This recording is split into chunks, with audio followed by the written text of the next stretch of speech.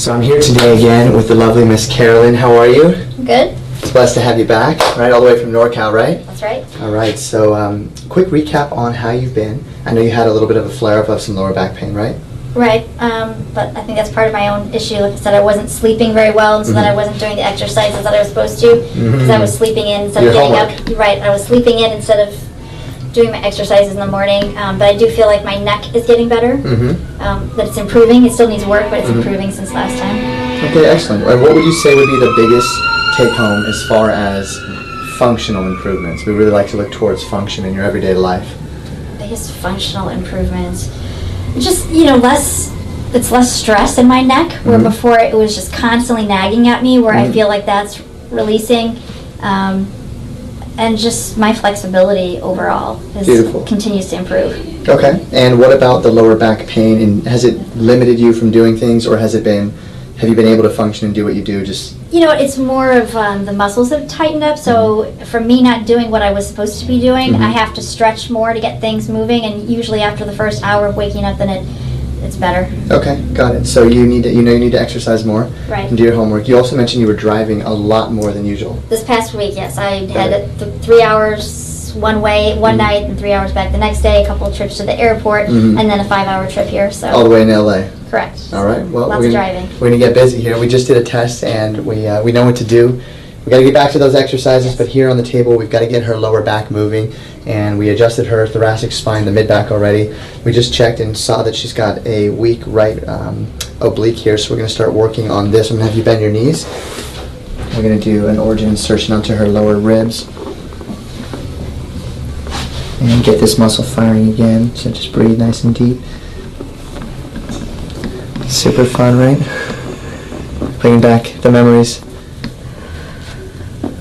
So once the abdominal muscles are firing properly, we will adjust the spine. And we don't do this on every single person, but when we have a complex case, it oftentimes warrants a more complex analysis in order to get the proper results. Yeah, a little painful? A little.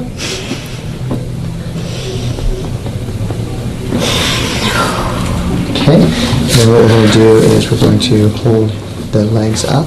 We're going to breathe in really deep. Hold your breath. We're going to shorten the abdominal muscles. Breathe and relax. And then slide the legs down. Now we're going to lay onto our tummy, please. And so here what we're going to do is a myofascial release on her lower back, the quadratus lumborum. And once we do that, we'll be ready to adjust her lower back, which I know she's excited about. Get some movement in there. So slow, deep breathing, please.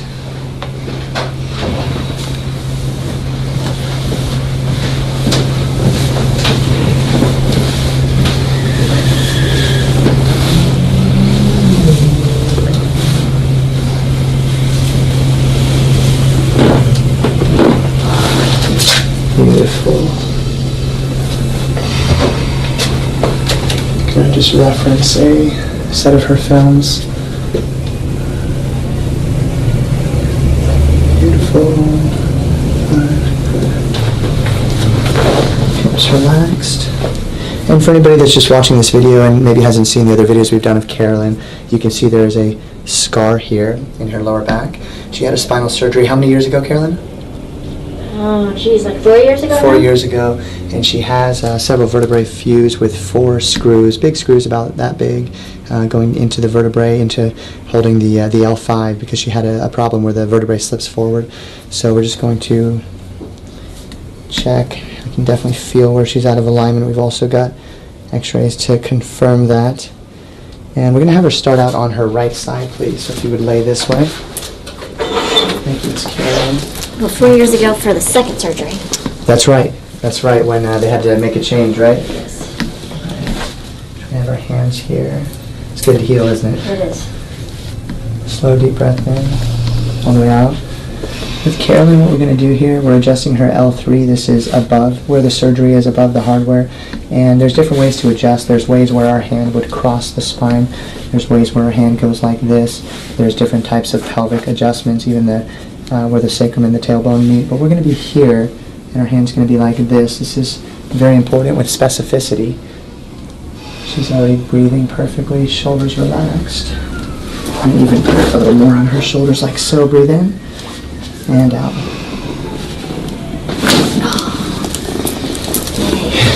Thank you. Welcome back, right? That was a big movement at the L3 vertebrae. The L3 goes to the kidneys, the large intestine, the colon, water absorption, vitamin formation, feces formation, very important area. Of course, the lower back muscles, we're going to come over here now. That went really smooth, Karen. Hips relaxed. Things have loosened up so much and aligned more. It's not so locked up and painful like when I first started. Yeah, it felt a bit jarring at first, didn't it? Yeah. Now it's so much easier. Yeah. If you watch some of her earlier videos, especially the first one we did, you'll see the expressions, the way her anatomy would change, her physiology. She would tense up, and now she's much more calm, right? It's a beautiful thing.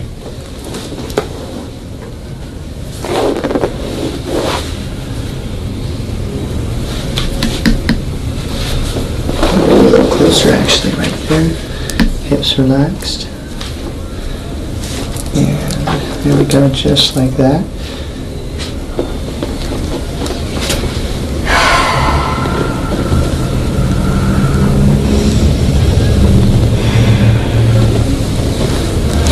Oh.